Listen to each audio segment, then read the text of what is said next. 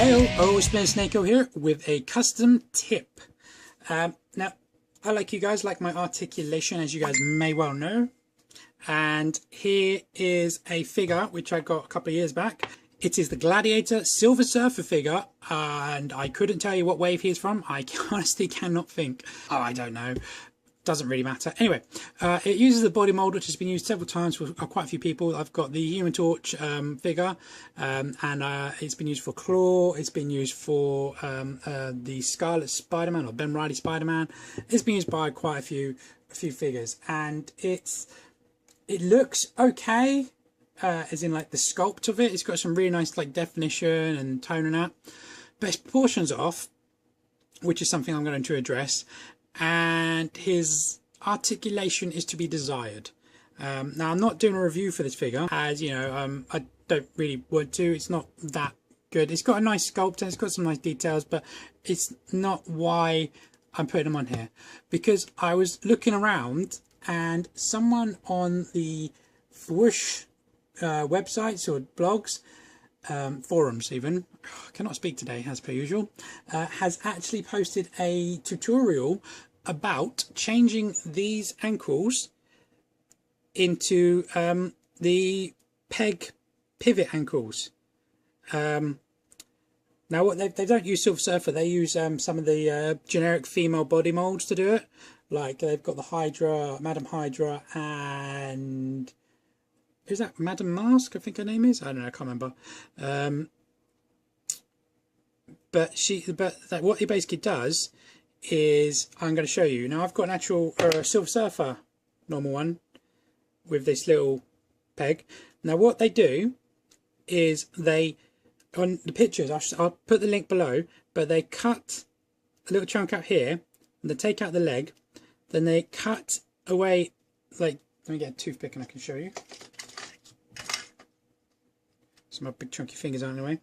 Right, so they cut, like I said, a little line down there, and then they take out the peg which goes in there, and then they cut along this line here, and they smooth all that out. And what they then do is they actually cut it off here, and then they drill a hole through here, and they then peg, they put the disc, this disc in here with the peg facing out like that.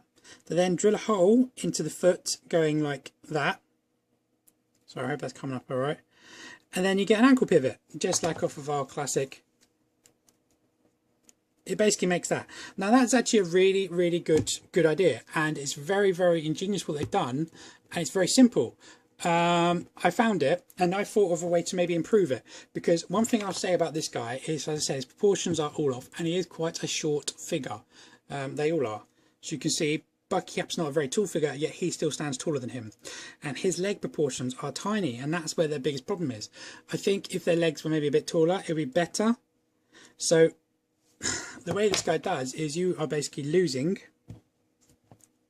can't pick up a stick, you are basically losing all of this, which makes the character even shorter. Now they've got a picture which I'll post.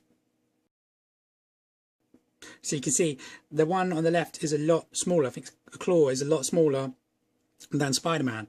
It's not a lot, but it's still significantly. Now you don't really want to lose that much height. So my idea was, instead of cutting it and putting it in here, is to cut this off here, drill the hole the same, but then basically flip this upside down and glue this straight on the bottom here. And then smooth it all down and then make it. And I've actually done it. Here is my completed ankle. You can see it's a bit messy because I haven't painted it or anything. I'm trying to get the focus working on my camera. There you go. But this basically, this part here used to be about here, going into this part of the leg. Now I did take off an ever so small layer, probably about that much. Like about that much off the leg, just because when you, I'm trying to show you, it's quite a cup there, so there's not much to glue onto, but I've cut a little bit off just to make it a bit thicker, so this can actually glue to that a lot better, and it's holding just fine. And then I've drilled in there, I took out a little bit more here. So the articulation of this thing is, look, go all the way up to there, go all the way down to there, and you get the beautiful ankle pivot, as Shawmus says. Somehow I made it ratchety as well. I don't know. I just drilled a hole in there. I'd like it to go a bit snug, but I'm happy with that for now. I might maybe put an epoxy there. I don't think I really can. I just don't think it's going to look that good. But yeah, I mean, I'm really happy with that. And it's a lot taller than if I did it what the guy says, because basically this here, with what the guy says, is this here would be about here. So I'd actually lose this much height. See, and to me, I think that's quite important. So anyway, there you go, guys. That is my custom ankle for any of these kind of joints. You could pretty much do this technique with like DC Universe figures as well. It's quite a universal technique. He's done it quite a few figures. So have a look, have a play, and yeah, I hope to see some of your results. But I'm really happy with this, and I'm going to be using it a lot from now. It took me about 5 minutes to do. It wasn't hard. Just finesse. So just be patient and take your time. Don't rush it or you'll ruin it, because drilling such a small space is quite difficult to do. But like I said, hope you guys like that, and I will catch you guys later. Bye bye.